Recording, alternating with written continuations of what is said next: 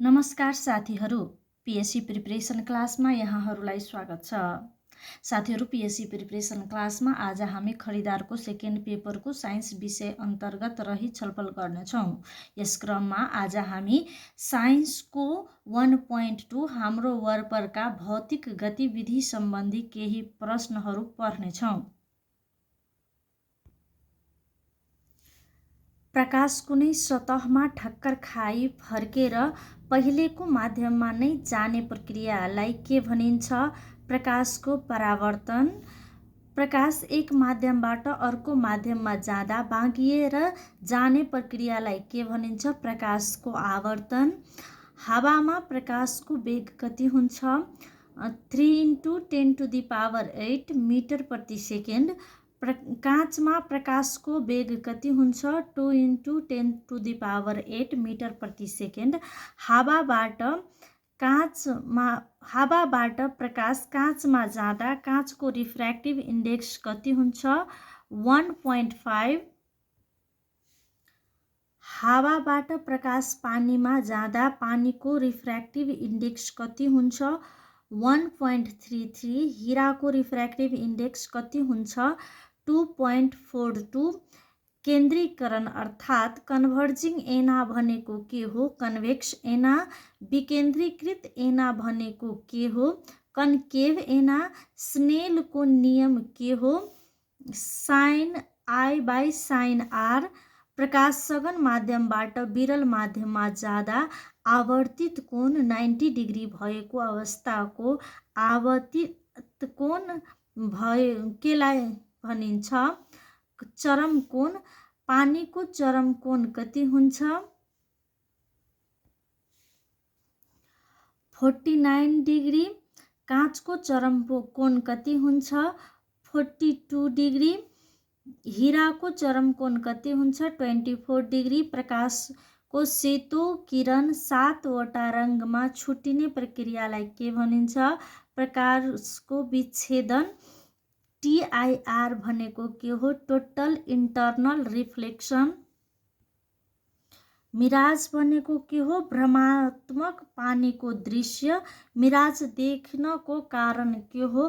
प्रकाशको पूर्ण आन्तरिक परावर्तन। कन्भेक्स लेन्सको अर्को नाम के हो? Converging lens. कन्भेक्स लेन्स भन्नाले कस्तो लेन्सलाई जनाउँछ? छेउको भाग पातलो, बीचको भाग बाक्लो। कन्भेक्स लेन्सलाई के भनिन्छ? डाइभर्जिङ लेन्स भनिन्छ। कन्केभ लेन्सलाई के भनिन्छ? डाइभर्जिङ लेन्स भनिन्छ। हाते लेन्स बनाउन कस्तो लेन्स प्रयोग गरिन्छ? Converging lens. लेन्सको केन्द्रलाई के भनिन्छ? अप्टिकल केन्द्र भनिन्छ। केन्द्रीकरण दूरी भनेको के हो? अप्टिकल केन्द्र र केन्द्रीकरण बीचको दूरी। लेन्सको सामर्थ्यको एकाइ के हो? डायोप्टर। मानिसको आँखाको नजिकको बिन्दुको दूरी कति हुन्छ? 25 सेन्टिमिटर। पर्दामा उतार्न नसकिने आकृतिलाई के भनिन्छ? अवास्तविक आकृति। पर्दामा उतार्न सक्ने आकृतिलाई के भनिन्छ? वास्तविक आकृति। दूरदृष्टिको कारण के हो? लेन्स पातलो हुने। अदूरदृष्टिको कारण के हो? लेन्स बाक्लो हुनु। दूरदृष्टि हटाउन कुन लेन्सको प्रयोग गरिन्छ? Convex lens. अदूरदृष्टि हटाउन कुन लेन्स प्रयोग गरिन्छ? Concave lens. माइक्रोस्कोपले कुन कार्य गर्दछ? सानो वस्तुलाई धेरै ठुलो देखाउँछ। टेलिस्कोपको कार्य के हो? टाढाको वस्तु नजिक देखाउँछ। सूर्यको प्रकाश पृथ्वीमा आइपुग्न कति समय लाग्छ? 8 मिनट 20 सेकेन्ड। एउटा मानिसले लगाएको चस्माको सामर्थ्य +2.5 डायोप्टर छ भने उक्त लेन्सको केन्द्रीकरण दूरी कति होला? 40 सेन्टिमिटर। आँखामा पस्ने प्रकाशको मात्रालाई कुन भागले नियन्त्रण गर्दछ? आइरिसले। आँखाको लेन्स सानो ठुलो कसले बनाउँछ? सिलियरी मांसपेशी। हाइपरमेट्रोपिया भनेको के हो? नजिकको वस्तु स्पष्ट नदेख्ने। मायोपिया भनेको के हो? टाढाको वस्तु स्पष्ट नदेख्ने। पदार्थको अणुहरूको चालबाट उत्पन्न हुने शक्तिलाई के भनिन्छ? ताप शक्ति भनिन्छ। पदार्थको अणुहरूको औसत गति शक्तिलाई के भनिन्छ? तापक्रम भनिन्छ। तापको एसआई एकाइ के हो? जूल हो। तापक्रमको एसआई एकाइ के हो? केल्भिन हो। 1 क्यालोरीमा कति जूल हुन्छ? 4.2 जूल हुन्छ। 1 ग्राम शुद्ध पानीको तापक्रम 1 डिग्री सेल्सियस बढाउन कति ताप चाहिन्छ? 1 क्यालोरी चाहिन्छ। मानिसको शरीरको तापक्रम कति हुन्छ? 37 डिग्री सेल्सियस बराबर कति फरेनहाइट हुन्छ? 98.6 फरेनहाइट हुन्छ। -40 डिग्री फरेनहाइट बराबर कति डिग्री सेल्सियस हुन्छ? -40 डिग्री सेल्सियस। अल्कोहल 78 डिग्री सेल्सियसमा उम्लन्छ भने पारो कति डिग्री सेल्सियसमा उम्लन्छ? 357 डिग्री सेल्सियसमा। अल्कोहल -115 डिग्री सेल्सियसमा जम्छ भने पारो कति डिग्री सेल्सियसमा जम्छ? -39 डिग्री सेल्सियस। एब्सोल्युट जिरो कति डिग्री सेल्सियसको हुन्छ? -273 डिग्री सेल्सियस। 1 केजी पिण्ड भएको वस्तुको तापक्रम 1 डिग्री सेल्सियस बढाउन आवश्यक तापशक्तिलाई के भनिन्छ? विशिष्ट ताप धारण क्षमता। सबैभन्दा बढी विशिष्ट ताप धारण क्षमता भएको तरल पदार्थ कुन हो? पानी। पानीको विशिष्ट ताप धारण क्षमता कति हुन्छ? 4200 जूल केजी डिग्री सेल्सियस। पानीलाई 0 डिग्री सेल्सियसदेखि 4 डिग्री सेल्सियससम्म तताउँदा के हुन्छ? आयतन घट्छ। पानीको घनत्व कति डिग्री सेल्सियसमा नापिन्छ? 4 degree Celsius. सुचालक वस्तुमा ताप प्रसारण हुने प्रक्रियालाई के भनिन्छ? सञ्चालन भनिन्छ। हावामा वा पानीमा ताप कुन प्रक्रियाद्वारा प्रसारण हुन्छ? संवाहन।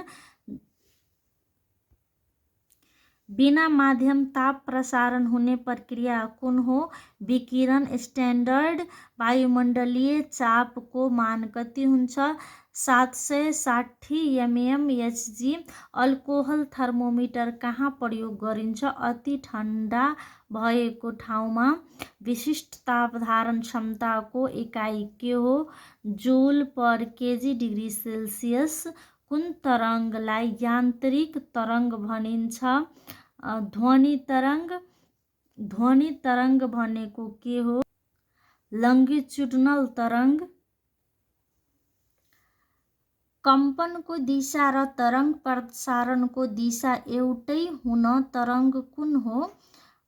लङ्गिट्युडनल तरङ्ग। ध्वनिको वेग हावामा कति हुन्छ? 332 मिटर प्रति सेकेन्ड हुन्छ। ध्वनिको वेग पानीमा कति हुन्छ? 1500 मिटर प्रति सेकेन्ड हुन्छ। 20 हर्ज भन्दा कम आवृत्ति भएको ध्वनिलाई के भनिन्छ? इन्फ्राध्वनि भनिन्छ। 20 किलो हर्ज भन्दा बढी आवृत्ति भएको ध्वनिलाई के भनिन्छ? अल्ट्रासाउन्ड भनिन्छ। अल्ट्रासाउन्ड कुन जीवले निकाल्न र सुन्न सकिन्छ? चमेरोले। समुद्रको गहिराई कुन उपकरणले नापिन्छ? फ्यादोमिटरमा कुन प्रकारको ध्वनि प्रयोग गरिन्छ? अल्ट्रासाउन्ड। अडिबल साउन्डको आवृत्ति कति हुन्छ? 20 हर्जदेखि 20,000 हर्जसम्म। ध्वनिको तीव्रता कुन इकाइमा नापिन्छ? डेसिबल। टेलिफोनको घन्टी बज्दा कति डेसिबल ध्वनि निस्कन्छ? 80 डेसिबल। परावर्तित ध्वनिलाई के भनिन्छ? प्रतिध्वनि। परावर्तित ध्वनि पहिलेको ध्वनिसँग मिसिएर ध्वनि लम्बिएको सुनिने प्रक्रियालाई के भनिन्छ? गुन्जायमान भनिन्छ। दिनमा भन्दा रातमा ध्वनि टड्काडो सुनिनुको कारण के हो? ध्वनिको पूर्ण आन्तरिक परावर्तन। प्रति सेकेन्ड समयमा उत्पन्न हुने तरङ्ग सङ्ख्यालाई के भनिन्छ? आवृत्ति भनिन्छ। पुरुषको भन्दा महिलाको स्वर किन सुरिलो हुन्छ? आवृत्ति बढी भएकोले। तापको समीकरण कुन हो? Q = msdt। 2 kg पानीको तापक्रम 20 डिग्री सेल्सियसबाट 100 डिग्री सेल्सियस पुर्याउन कति ताप चाहिन्छ? 6, 7 to 1000 जुल।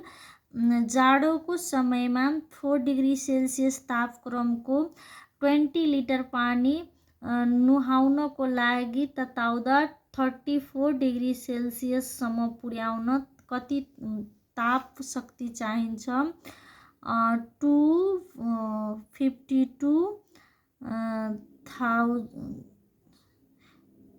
20,000 जुल।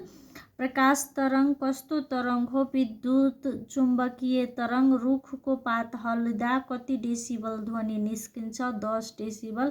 काने खुसी गर्दा कति डेसिबलको ध्वनि निस्किन्छ? 20 डेसिबल। कुराकानी गर्दा कति डेसिबलको ध्वनि निस्किन्छ? 50। कति डेसिबल भन्दा बढी ध्वनि हानिकारक हुन्छ? 80। बरफको विशिष्ट ताप धारण क्षमता कति हुन्छ? 2100 जुल केजी डिग्री सेल्सियस। हेलो भनेर फोनमा बोल्ने प्रथम व्यक्ति को हुन्? Thomas Alva Edison. पोखरीको गहिराई वास्तविक भन्दा कम देखिनु किन होला? प्रकाशको आवर्तन। काँचको क्रिस्टल कोनको मान कति हुन्छ? 42। बरफको घनत्व कति हुन्छ? 920 केजी प्रति मिटर क्युब। पृथ्वीको ध्रुवमा अवपातको मान कति हुन्छ? 90 डिग्री सेल्सियस। सबभन्दा कम विशिष्ट ताप धारण क्षमता भएको वस्तु दिइएको मध्ये कुन हो? पारो। एनाको आविष्कारक को हुन्? आर्किमिडिज। मोटर गाडीको इन्जिन चिस्याउनको लागि पानी प्रयोग गरिनुको कारण दिएका मध्ये कुन हो? पानीको विशिष्ट ताप धारण क्षमता बढी भएकोले। ज्वरो आएको बेला बिरामीको निधारमा पानीमा भिजाएको चिसो रुमाल राख्नुको कारण के हो? पानीको विशिष्ट ताप धारण क्षमता बढी भएकोले। प्रकाशको किरण एक माध्यमबाट अर्को माध्यममा जाँदा बाँगिएर जाने प्रक्रियालाई के भनिन्छ? प्रकाशको आवर्तन भनिन्छ। प्रकाशको किरण एक माध्यमबाट अर्को माध्यममा जाँदा किन बाँगिन्छ?